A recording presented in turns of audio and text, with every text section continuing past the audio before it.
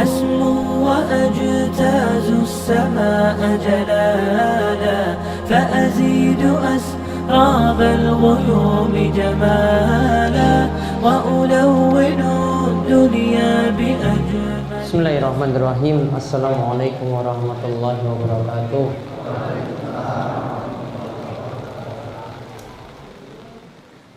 Innal hamdalillah nahmaduhu wa nasta'inuhu wa nastaghfiruh wa na'udzu billahi min shururi anfusina wa min sayyiati a'malina. May yahdihillahu fala mudilla lahu wa may yudlilhu fala hadiyalah.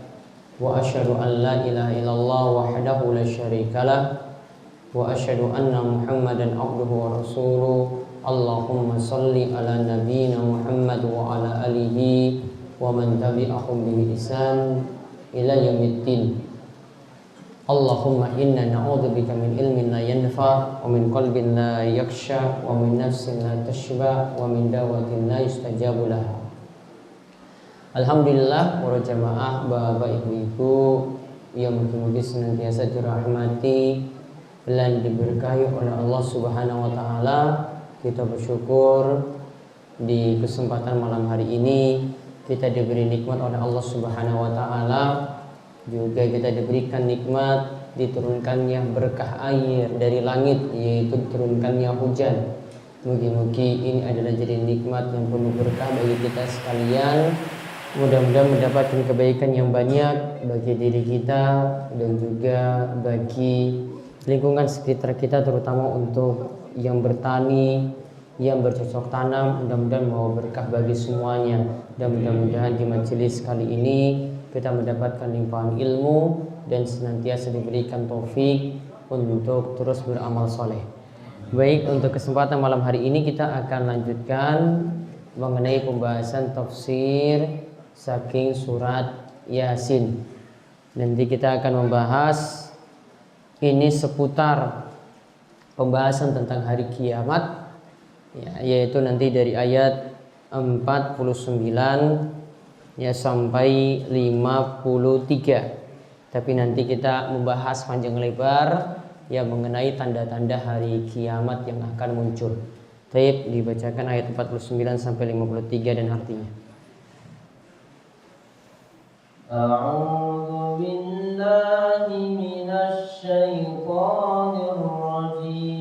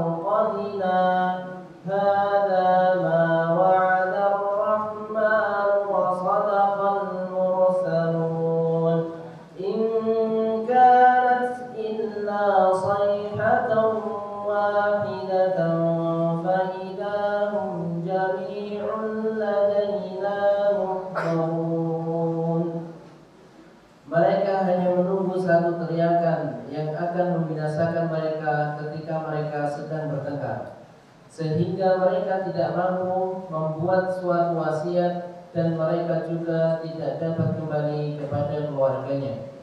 Lalu ditiupkan sangkakala, maka seketika itu mereka keluar dari kuburnya dalam keadaan hidup menuju kepada Tuhannya. Mereka berkata, celakalah kami. Siapakah yang membangkitkan kami dari tempat tidur kami? Inilah yang dijanjikan Allah yang Maha Pengasih, dan benarlah Rasul-Rasulnya. Teriakan itu hanya sekali saja, maka seketika itu mereka semua dihadapkan kepada kami untuk dihisab.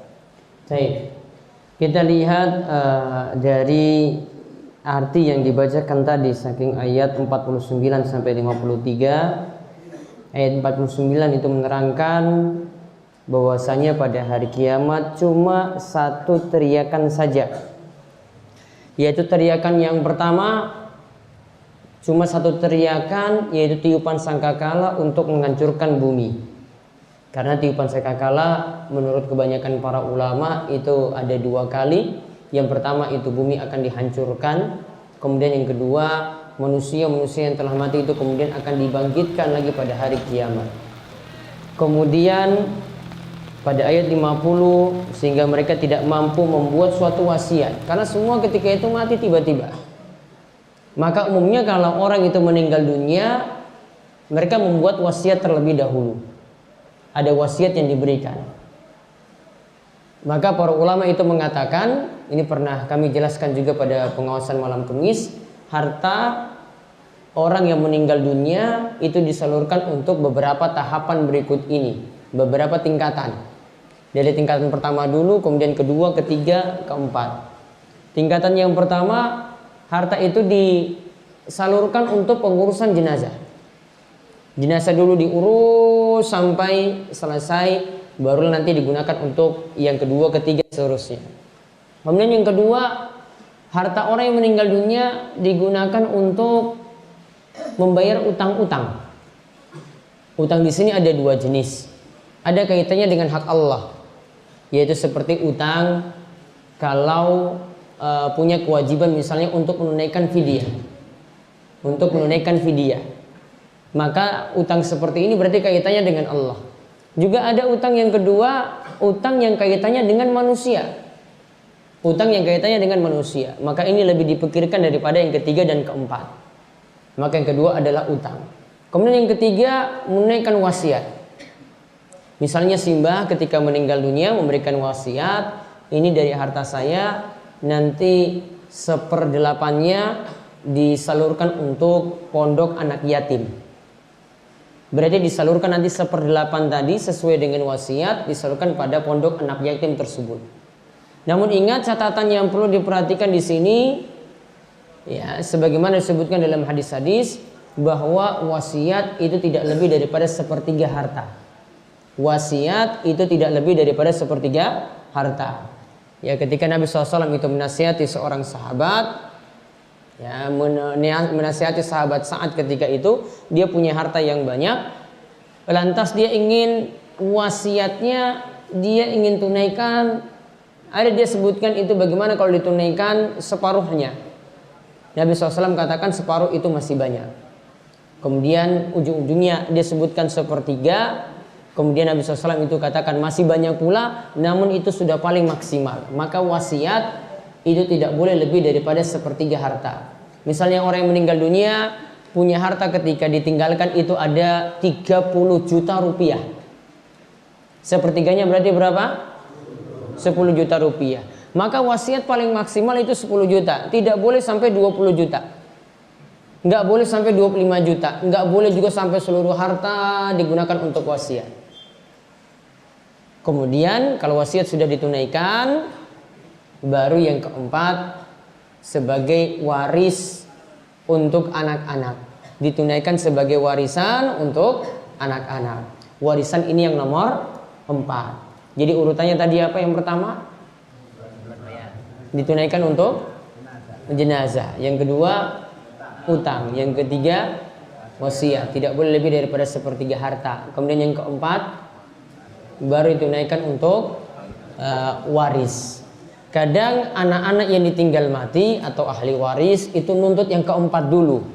Utang nggak usah dipikir, jenazah nggak usah dipikir, wasiat nggak usah dipikir. Padahal waris itu urutan yang paling terakhir. Berarti kalau itu sudah habis ludes gara-gara lunasi utang, tinggal harta tadi 30 juta, utang itu ada 29.500.000. Ya. Berarti hartanya nanti sisa 500.000 saja sudah, 500.000 itu dipakai untuk bagi-bagi waris. Kira-kira ada anak yang mau seperti itu? Ya, nggak ada yang mau untuk zaman ini. Taib.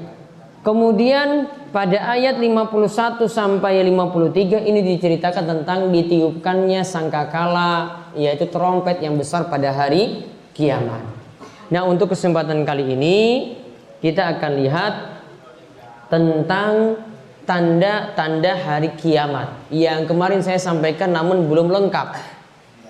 Ya, tanda-tanda hari kiamat namun yang kemarin disampaikan ini masih belum lengkap. Saya sebutkan lebih banyak daripada yang kemarin. Dan ini sudah terjadi di tengah-tengah kita. Nah, para ulama itu bagi tanda hari kiamat itu ada dua macam. Tanda hari kiamat atau disebut bahasa Arabnya asyratus sa'ah. Tanda hari kiamat dibagi dua. Ada asyratus sa'ah sughra, tanda kiamat kecil. Ada tanda kiamat kecil. Artinya ini belum sampai datang kiamat yang besar.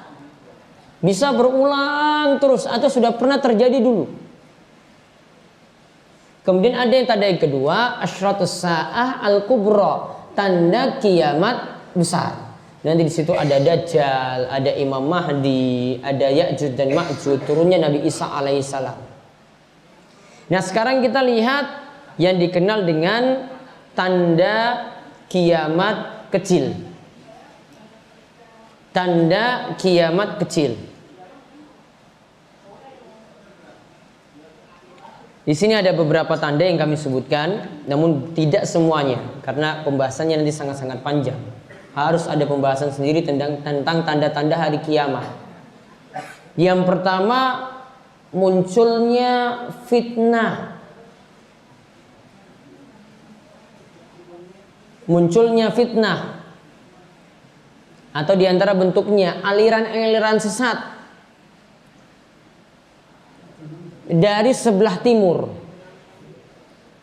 Dari sebelah timur. Di sini tidak dikatakan sebelah barat, namun sebelah timur. Kalau sebelah timur berarti patokannya dari Nabi Shallallahu Alaihi Wasallam itu tinggal. Nabi berarti di Arab. Berarti kalau dikatakan sebelah timur berarti dari sebelah timur Arab. Ada nanti dari Persia, Irak sana sekitarnya. Ada nanti dari India. Bisa juga dari Indonesia. Ya, bisa juga dari Indonesia.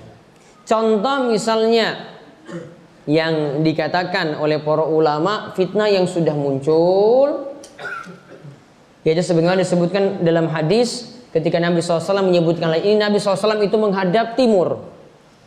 Kemudian Nabi katakan bahwasannya ala innal fitnah hahuna. Fitnah nanti di akhir zaman akan muncul dari arah ini, yaitu akan muncul dari arah masyrik, yaitu dari arah timur. Di antara di sini dikatakan oleh para ulama, misalnya dari Irak muncul fitnah Khawarij. Khawarij ini diantara sifatnya itu adalah mudah mengkafirkan orang. Khawarij punya sifat itu mudah mengkafirkan orang. Bahkan keyakinan atau akidah mereka mengkafirkan pelaku dosa besar. Di antaranya keyakinan Khawarij, jika ini masih ada dalam bapak-bapak dan ibu-ibu, hati-hati, ini pemikiran Khawarij. Di antara keyakinannya, kalau orang itu pelaku dosa besar, maka kekal dalam neraka. Pemabuk misalnya kekal dalam neraka. Pelacur itu kekal dalam neraka. Atau keyakinannya merembet nanti pada masalah, kalau sudah masuk neraka, maka tidak akan keluar-keluar dari neraka walaupun masih punya iman. Ini keyakinan atau pemahaman Khawarij. Jadi kalau masih ada pemikiran kayak gini, pemikiran seperti ini ada, mohon maaf, itu bukan pemahaman Islam yang benar, itu adalah pemahaman dari aliran Khawarij. Ada lagi yang kedua, keyakinan Syiah atau Rafidhah. Keyakinan Syiah atau Rafidhah. keyakinan ini muncul, di antara bentuknya atau akidahnya itu adalah mereka mengkultuskan cuma ahlul bait atau keluarga Nabi Shallallahu Alaihi Wasallam. Namun keluarga Nabi SAW punya jalur tertentu saja yang mereka bela. Di antara bentuknya mereka mengagungkan berlebihan terhadap keluarga Nabi SAW yang paling dekat dengan Nabi, yaitu Ali bin Abi Thalib. Yaitu punya keyakinan yang berlebihan pada Ali bin Abi Thalib. Bahkan di antara sekte Syiah atau sekte Rafidhah, mereka ngangkat Ali bin Abi Thalib sebagai Tuhan. Ada yang di bawahnya punya keyakinan lagi, sebenarnya Jibril itu salah kasih wahyu. Harusnya wahyu itu diberikan kepada Ali, namun nyasar diberikan kepada Nabi Muhammad. Jadi bilang Jibril itu salah beli wahyu. Jadi Jibril itu salah, harusnya datangi rumah Ali bin Abi Thalib, namun yang didatangi adalah rumah Nabi Muhammad SAW. Kurang ajar sekali kan bilang. Berarti ini sama saja mengatakan bahwasanya Jibril itu tidak amanah. Kemudian wahyu yang kita peroleh sampai saat ini berarti salah. Nggak boleh ikut Nabi Muhammad. Ya harusnya ikut Ali bin Abi Thalib. Itu diantara sekte-sekte Syiah. Ada yang punya keyakinan semacam itu. Dan ada nanti muncul lagi pemahaman Qadariyah yang menolak takdir. Jadi manusia ya itu berbuat saja seenaknya, tidak akan diatur takdirnya oleh Allah. Tidak ada ketentuan yang Allah Subhanahu wa taala takdirkan. Jadi manusia bebas bergerak. Padahal semuanya itu, segala usaha kita itu semuanya tergantung pada takdir Allah. Kita tidak bisa berbuat kecuali nanti Allah Subhanahu wa taala sudah tetapkan takdirnya. Hatta sampai kita itu masuk surga atau masuk neraka, semuanya sudah ditetapkan takdirnya. Namun takdir bapak dan ibu-ibu tidak ada yang tahu. Sehingga tidak boleh ada yang mengatakan, wah kalau begitu, kalau saya masuk neraka, saya nggak usah saja beramal. Ini keyakinan orang malas. Wah kalau saya sudah ditakdirkan masuk surga, berarti saya tidak usah sholat, saya tidak usah puasa. Ini juga keyakinan orang malas. Bukan seperti pemahaman takdir, tetap kita beramal. Namun amalan kita ini sudah juga diketahui oleh Allah Subhanahu wa taala. Takdirnya sudah ada. Sudah ditetapkan 50.000 tahun sebelum penciptaan langit dan bumi. Namun bapak-bapak, ibu-ibu tidak ada yang mengetahui takdirnya masing-masing. Ada yang tahu takdirnya nanti pulang tidur jam berapa? Ada yang tahu takdirnya besok makan apa? Nggak ada juga kan? Nggak ada. Ada yang tahu besok itu bisa sehat? Juga nggak ada yang tahu. Jadi kita tidak mengetahui takdirnya, maka urusan takdir nggak usah campur-campur urusan Allah. Allah yang tentukan takdir tadi. Kita tidak tahu, itu jadi rahasia Allah. Kita pokoknya cuma beramal saja. Maka salah satu keyakinan yang keliru lagi, orang itu malas kerja gara-gara punya keyakinan pada takdir yang keliru. Ada sebagian jamaah yang cuma nongkrong di masjid saja, banyak zikir, banyak sholat, ya kemudian nggak pergi ke pasar, nggak masuk kantor, ya keyakinannya cuma biar nanti Allah yang turunkan rizki dari langit.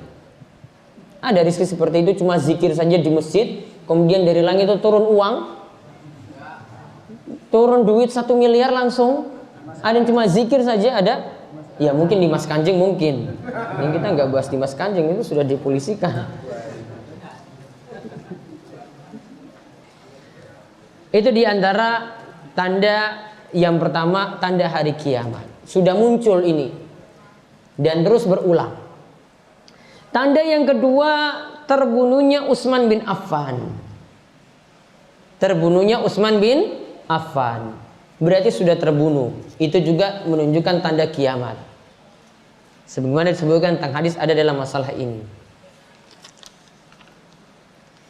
Kemudian tanda yang ketiga, munculnya pemahaman Khawarij. Saya sendirikan di sini. Munculnya pemahaman Khawarij. Dan pemahaman Khawarij di sini, ya, perlu diketahui dalang dari pemboman-pemboman yang ada di tanah air itu sebenarnya berawal dari pemahaman Khawarij. Ceritanya panjang. Sebenarnya kalau bapak polisi kita itu banyak ngaji, hadir dalam kajian-kajian, itu akan tahu ini kenapa pemikiran ini bisa ada. Mereka punya keyakinan misalnya diantaranya kalau orang tidak berhukum dengan hukum Allah, maka berarti dia telah menuhankan tagut. Kalau telah menuhankan tagut, berarti yang jadi pimpinannya itu berarti kafir, anak-anak buahnya dan aparat-aparat yang ada semuanya juga kafir. Maka bapak ibu-ibu pernah mendengar berita kalau pernah terjadi pemboman di kantor kepolisian. Itu pemahamannya dari situ. Orang yang membuat pemahaman ini itu nggak pernah terjun untuk bunuh diri, untuk melakukan bom bunuh diri, nggak pernah. Paling orang anak-anak muda yang baru semangat-semangatnya belajar, yang baru semangat-semangatnya kenal Islam, kemudian diberikan pemahaman seperti ini, akhirnya mereka semangat. Maka yang biasanya lakukan bom bunuh diri itu bukan tiang sepuh. Ya, yang lakukan bom bunuh diri itu nggak ada tiang sepuh, itu nggak ada. Yang ada itu cuma yang nom-nom aja, yang muda-muda saja. Karena yang muda-muda itu yang terbakar semangatnya. Kalau yang tua-tua dia enggak. Bahkan yang punya pemikiran seperti ini enggak juga, dia enggak berani. Namanya anak-anak muda yang dia suruh untuk melakukan pemboman bunuh diri tadi. Ya, ini dasarnya dari pemahaman Khawarij. Kemudian yang keempat. Yang keempat, munculnya pemahaman Al-Quran itu makhluk. Al-Quran kita ketahui bahwa ini kitab suci kita, ini adalah firman Allah, Allah yang berbicara. Allah yang berbicara langsung, disampaikan lewat perantaraan malaikat Jibril, disampaikan kepada Nabi Muhammad, tertulis dalam kitab suci kita. Kalau kita katakan Al-Quran itu makhluk, berarti Al-Quran itu bisa jadi produknya Nabi Muhammad, bisa jadi produknya Jibril. Berarti Jibril yang buat-buat. Maka kalau Jibril yang buat-buat atau Nabi Muhammad yang buat-buat Al-Quran, berarti kalau diperintahkan, bapak-bapak, ibu-ibu, ayo lakukan sholat. Nanti semuanya bisa protes. Wah, itu kan cuma perintahnya Nabi Muhammad, bukan perintah dari Allah. Kalau ibu-ibu diperintahkan pakai jilbab, maka nanti bisa dibantah juga. Itu kan perintahnya Nabi Muhammad saja, itu cuma budaya Arab, bukan dari Allah Subhanahu wa taala yang memerintah. Ini juga dari pemahaman Al-Quran itu makhluk. Maka ini pemahaman sesat yang dulu sudah dibantah oleh para ulama. Di antaranya fitnah ini pernah terjadi di masa Imam Ahmad, ya, dan juga ulama-ulama besar yang lainnya, sampai mereka gara-gara fitnah ini mereka itu sampai masuk penjara karena dihukum oleh pemerintahannya sendiri. Kemudian yang keberapa?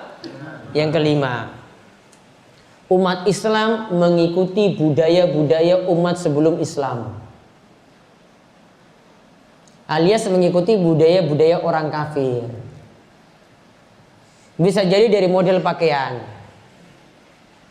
Model pakaiannya itu ya sangat bangga sekali dengan pakaian orang kafir. Coba bapak, ibu-ibu perhatikan di masjid. Dari dulu kita nggak pernah perhatikan ada orang kafir itu masuk ke dalam masjid. Nama orang kafir masuk dalam masjid. Namun sekarang di zaman ini muncul nama-nama orang kafir dalam masjid. Ada masuk dalam masjid, ada namanya Ronaldo.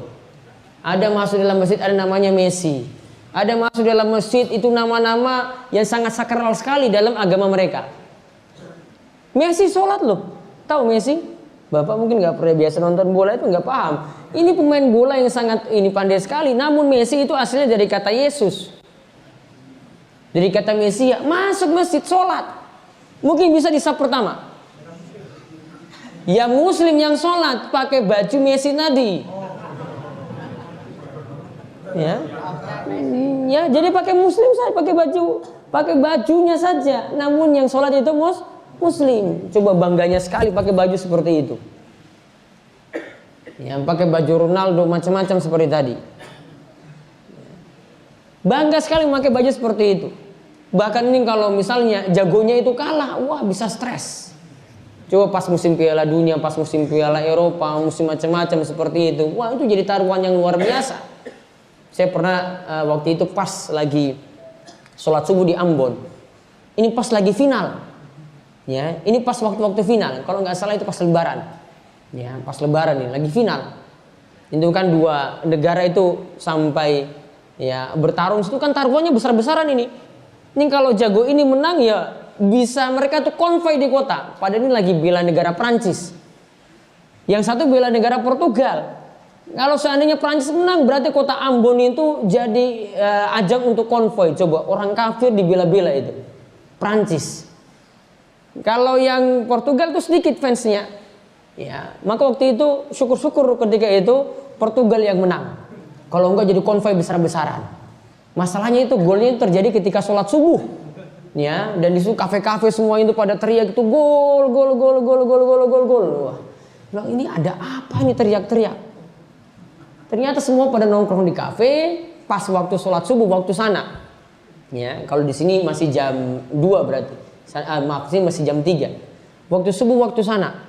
Dan itu jadi kebanggaan sekali. Yang paling fanatik kalau mereka itu fanatik dengan negara Belanda. Ya, itu paling fanatik dengan negara Belanda kalau di kota Ambon. Wah, waktu Piala Dunia itu baju orange yang Belanda punya itu habis di pasaran. Yang Muslim bukan dukung Belanda, mereka dukung negara yang lain lah, pokoknya anti Belanda. Ya, Muslim itu punya ini. Namun orang-orang Muslim juga ada yang pilih seperti itu. Coba saking bangganya sekali memakai pakaian seperti tadi. Ya, ikut dengan budaya-budaya atau bangga dengan budaya-budaya yang bukan dari ajaran Islam. Ada yang dengan model rambut. Pernah lihat model rambut anak pang?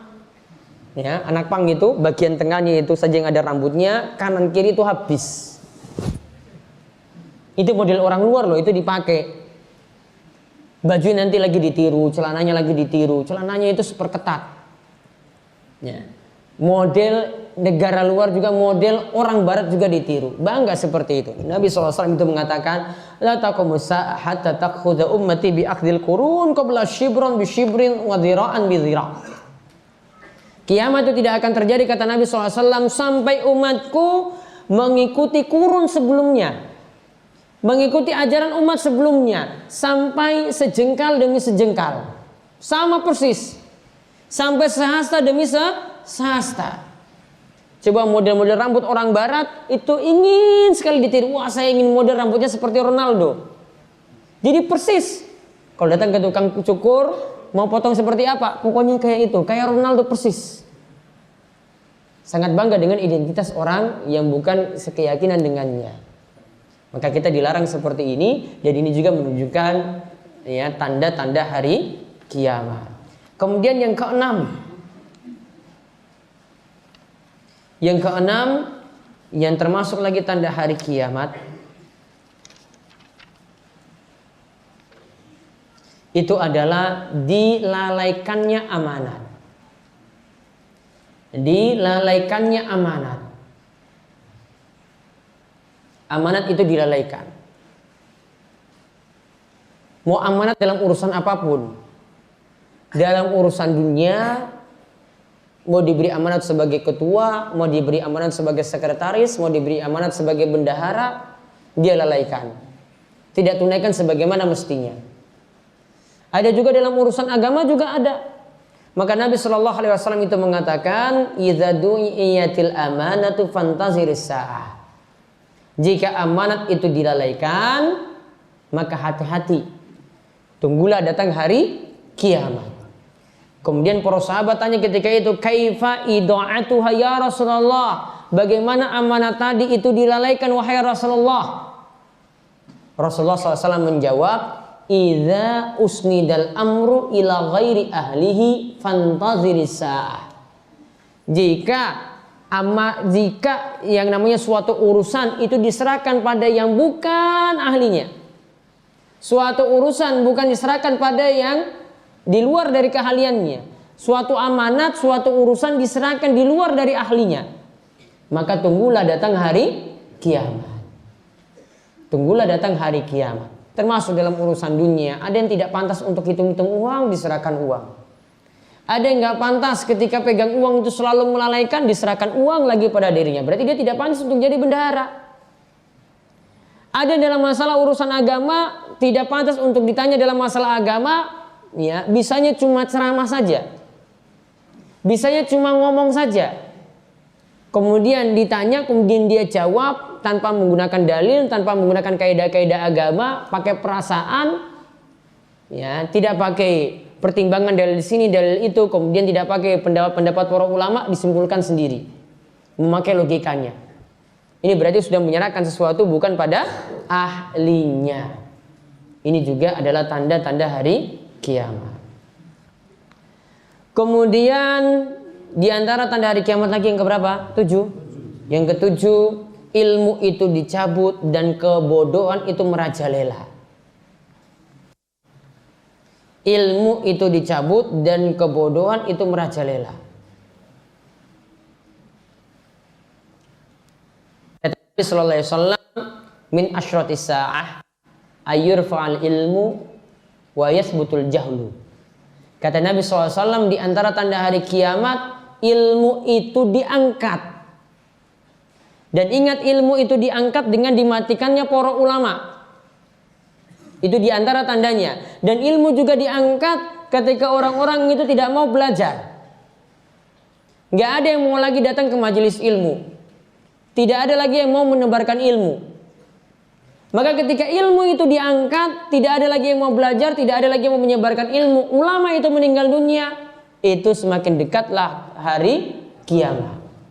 Termasuk juga di sini dikatakan kebodohan merajalela. Gak ada yang mau belajar agama.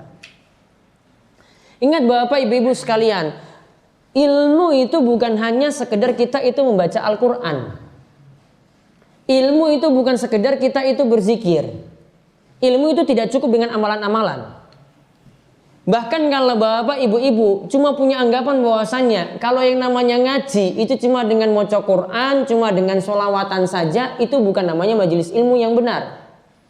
Karena majelis ilmu yang benar itu nanti akan mengajak kita, Al-Quran itu dibaca, kita jadi paham. Hadis itu dibaca, kita juga jadi paham. Sholawat itu dibaca, kita jadi renungkan. Jadi bukan sekedar kita perbanyak zikir, kemudian kita perbanyak sholawat dalam majelis-majelis kita, bukan. Namun yang namanya majelis ilmu yang benar, ilmu itu diajarkan dengan benar-benar ketika berada dalam majelis ilmu tadi. Maka akan disampaikan juga oleh orang yang benar. Maka di sini ini mohon maaf, ya, di sini kita tidak pakai zikir-zikir banyak, yang ada cuma dengar. Kemudian nanti bertanya, pulang nanti baru bisa amalkan ilmu tadi. Di sini tidak ada pakai goyang-goyang kepala juga, nggak ada dalam majelis ilmi. Ini cuma majelis ilmu. Ini untuk membetulkan amalan, untuk mendekatkan kita itu pada Allah. Kemudian ada amalan-amalan yang keliru, itu silakan untuk ditanyakan. Ada amalan-amalan yang kurang jelas, monggo ditanyakan. Ingin tahu sesuatu, bisa dapat dari majelis ilmu.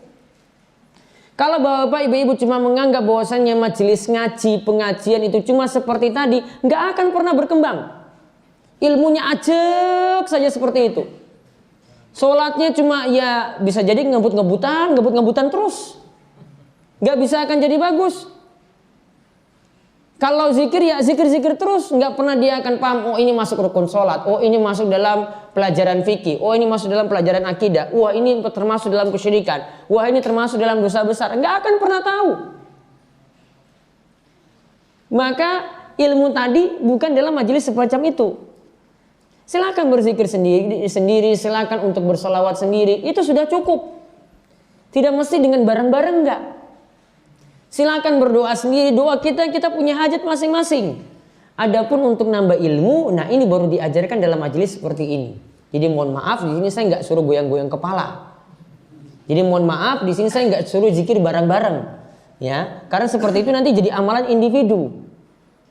Amalan masing-masing, nanti tinggal dikembangkan sendiri ilmu yang ada. Saya yakin kalau belajarnya itu betul, hadir dalam majelis-majelis semacam ini, nanti amalannya akan dibetulkan.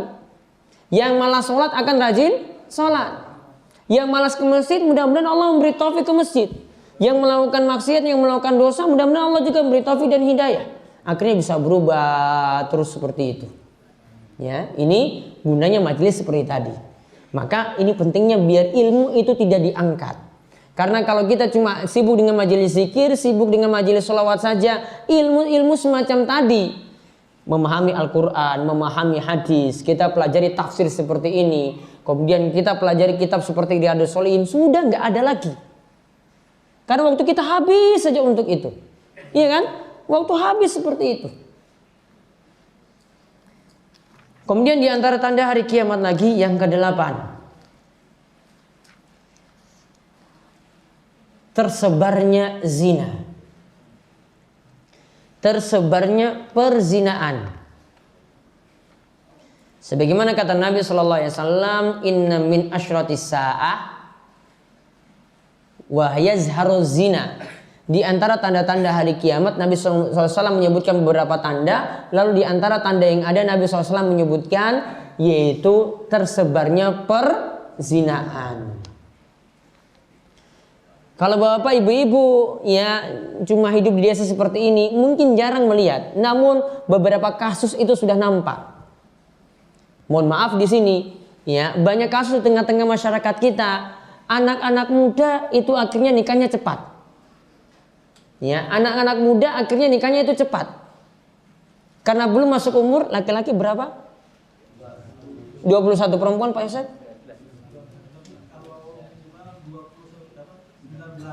Laki-laki 19, perempuan? Perempuan 16. 19 berarti sudah bisa nikah? Ya? Minimalnya. Kalau tidak terpenuhi 19 tahun berarti harus di pengadilan agama. Izin. Berarti harus izin dulu. Coba lihat berapa banyak kasus anak-anak seperti ini akhirnya lewat pengadilan agama bukan karena pengen cepat nikah, namun karena sudah hamil duluan. Berarti kan perzinaannya banyak. Saya yakin kasus seperti ini di Gunung Kidul banyak sekali. Bukan setiap tahun ada satu kasus, namun setiap bulan itu ada banyak kasus. Tanda zina semakin menyebar. Belum lagi kalau mau lihat di dunia maya, lihat di internet, lihat di media-media seperti YouTube dan yang lain. Masya Allah, perzinaan itu sampai divideokan. Orang selingkuh juga sampai divideokan. Bahkan bapak ibu sering lihat di TV itu ada kasus penangkapan ini, ketahuan pegawai ini tertangkap di hotel ini main dengan perempuan lain. Berarti zina kan semakin tersebar luas. Kita hanya bisa memohon pada Allah Subhanahu wa taala supaya keluarga kita, diri kita, istri kita, anak-anak kita terselamatkan dari zina. Banyak-banyak minta tolong dan minta kemudahan dari Allah Subhanahu wa taala. Dan tolong bapak ibu-ibu jaga anak-anaknya dengan baik. Ya, karena saya sampai bosannya dengar berita semacam itu. Ya, di lingkungan saya sendiri saya bosan sekali dengar berita kayak gitu. Kalau saya sendiri tipenya nggak akan pernah hadiri ya pernikahan-pernikahan yang itu dari anak-anak yang dari hasil zina. Jadi mohon maaf, mengundang resmi pun nggak bisa. Kalau sudah ketahuan untuk suruh saya ngisi nggak bisa. Tanda saya ridho dalam dalam perzinahan tersebut. Makanya saya nggak pernah ya mau jagung pun ya nggak mau diundang ya resmi pun nggak akan saya penuhi. Kalau saya sudah tahu kasus atau masalahnya seperti itu. Jadi mohon maaf. Ya beberapa yang mengundang namun lihat seperti ini ini punya kasus seperti ini nggak akan saya hadiri. Ya. Di samping ini tujuannya untuk mendidik masyarakat bahwasanya seperti ini ya jelas kita tidak bolehkan dalam agama kita. Kemudian yang ke-9 ya, tersebarnya riba. Tersebarnya riba. Kata Nabi SAW dikatakan oleh Ibnu Mas'ud dari Nabi SAW, baina yaday sa'a yazhar riba. Tanda kiamat itu semakin dekat, riba itu semakin tersebar. Aduh, kalau saya mau bahas masalah riba itu panjang sekali, kasusnya banyak sekali. Saya sampai capek nanti kalau bahas riba. Ya, mulai dari rombongan RT nanti ada ribanya. Ya, ini lingkup kecil loh ini. Lingkup kecil. Dan ingat dalam kaidah riba itu tidak ada istilah saling ridho, suka sama suka nggak ada. Ya, sudahlah jenengan pinjam berapa 1 juta, kembalikan 1 juta berapa? 100.000 lah, kita suka sama suka saja lah, nggak apa-apa ya. Kita semuanya sepakat sak rombongan, tetap nggak bisa jadi halal.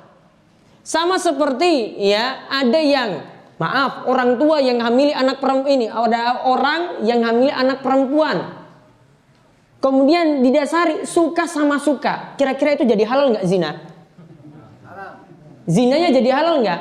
Ini sudah ada yang selingkuh, selingkuh aja lah, selingkuh suami istri, ini dengan istri orang, ya. Terus ujung-ujungnya bilang ini suka sama suka, senang dan senang. Kira-kira zinanya jadi halal? Atau ada zina yang halal? Ada selingkuh yang halal? Nah, kasusnya sama seperti itu. Ya, jadi riba tadi nggak bisa diutak-atik cuma karena suka sama suka kemudian jadi halal. Tidak ada istilah seperti itu untuk riba. Riba itu kata para ulama ini sepakat, tidak ada yang berselisih kecuali ulama-ulama yang salah jalan. Ya, kecuali ulama-ulama yang salah jalan. Karena dulu di pelajaran sekolah saya ada ulama-ulama yang bolehkan. Ini saya tanda tanya ini dapat dari mana? Padahal ini sudah sepakat ulama dari masa silam sampai saat ini. Kecuali tadi saya bilang ulama yang ngeyel, ulama yang menyimpang, ulama yang salah jalan. Ini akan menyelisih kaidah ini. Para ulama itu sepakat. Ini asalnya dari hadis, namun hadisnya itu dhaif. Namun hadis ini dipakai sebagai kaidah. Kullu qardin jarra manfaatan fahuwa riba. Setiap utang piutang yang di dalamnya itu ada manfaat, ada keuntungan, maka itu termasuk riba. Saya ulang, setiap utang piutang yang di dalamnya itu ada manfaat atau ada keuntungan, maka itu adalah riba. Ingat di sini saya nggak bawa bahas lembaga. Saya pingin para jamaah berpikir cerdas saja. Berpikir dengan kaidah saja. Nggak usah nanti hukumi lembaga ini, nggak usah hukumi lembaga ini. Pokoknya paham kaidah ini baik-baik. Maka nggak ada yang nanya-nanya lagi. Ya, saya nggak mau nanti tanya nanti tentang ini, tentang ini, tentang ini. Ini kaidah sudah jelas sekali loh. Ini sudah baku, sudah paham. Maka bentuknya bisa jadi uangnya jadi dianakkan, uangnya jadi dikembangkan. Bisa jadi bentuknya cuma sekedar orang yang pinjamkan uang itu ambil manfaat. Contoh, ada yang pernah gadaikan sawah? Ada? Ada yang pernah gadaikan sawah nggih? Iya. Sawahnya itu kira-kira cuma dibiarkan begitu saja atau orang yang meminjamkan uang itu yang pakai sawahnya sampai utangnya lunas? Orang yang pinjamkan uang yang pakai sawah. Masuk dalam kaidah kullu qardin, setiap utang piutang. Ada utang nggak di situ? Ada. Yang di situ ada manfaat. Ada manfaat nggak? Manfaatnya apa? Memanfaatkan sawah sampai utangnya nanti lunas. Walaupun dia pakai cicilan mungkin bisa jadi tetap. Nggak ada tambahan di situ. Namun ada manfaat dalam bentuk pemanfaatan sawah, maka itu termasuk riba. Salah satu contoh modern lagi yang saya sebutkan. Bapak ibu-ibu kalau membeli motor, antara kredit dengan tunai kira-kira sama atau beda harganya? Beda jauh atau beda sedikit? Jauh. Motor Vario misalnya berapa sekarang harga cash tunai? 18. Saya beli kredit 18 atau 19 atau 25 juta? 25 juta. Taib. Ya, 25 juta. Ceritanya seperti ini. Jenengan ingin datang ke dealer kan lihat motor. Iya kan? Iya. Datang ke dealer terus sudah ditawarkan ini, Pak, kalau jenengan pingin tunai maka di sini 18, kalau cicil DP-nya sekian, nanti cicilnya tiap bulan apa tiap minggu? Nah, tiap bulan itu sekian. Dilunasi langsung. Kalau ada yang mau lunasi langsung, berarti aman di sini, aman. Gak ada masalah apa-apa. Namun kalau pakai DP, kemudian nanti pakai cicilan, maka ceritanya seperti ini. Nggak pernah dealer itu kita nanti untuk pipilannya itu bayar ke dealer. Ada yang pernah bayar ke dealer? Nggak. Itu pasti bayar nanti ke leasing atau kepada bank.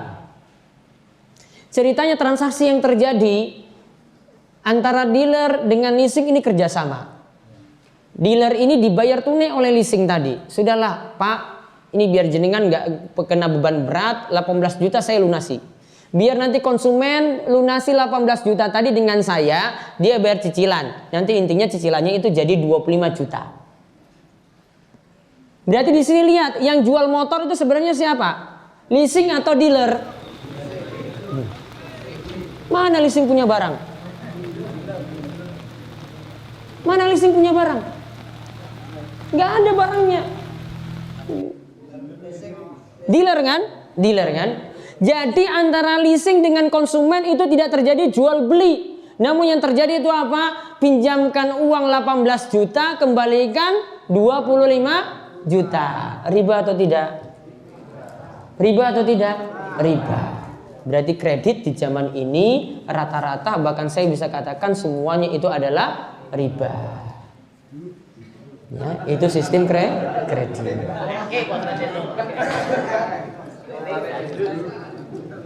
Iya. Ini ciri-ciri kiamat. Perlu diketahui, saya sampai pernah buat tulisan, saya sebutkan sebenarnya macet di dunia dimanapun itu masalahnya cuma satu. Termasuk di Indonesia masalahnya cuma satu. Termasuk di Jogja ini saat ini macet cuma satu masalahnya, karena kredit sudah semakin dimudahkan. Akhirnya kredit itu dimudahkan, semuanya akhirnya pakai motor. Nggak ada lagi angkutan umum yang laku. Iya. Iya kan? Iya. Nggak ada angkutan umum yang laku, ada yang punya mobil, ada yang punya motor, sudah. Jalanan macet nggak? Macet. Berarti biang keladi dari kemacetan itu apa? Riba.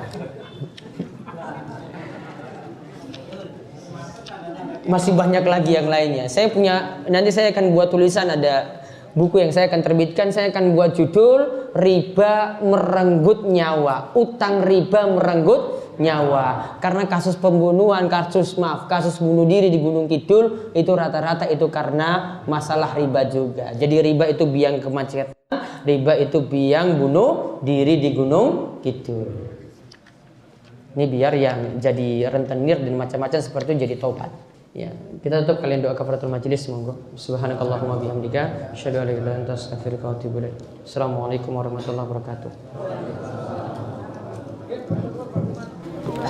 أسمو وأجتاز السماء جلالا فأزيد أسراب الغيوم جمالا وألون الدنيا بأجمل بسمة وأكون للخير العميم مثالا أسمو وأجتاز السماء جلالا فأزيد أسراب الغيوم جمالا وألون الدنيا بأجمل بسمة وأكون للخير العميم مثالا وأراقب الرحمن جل جلاله وتقدست أسماؤه وتعالى وأكون للوطن الحبيب مشيدا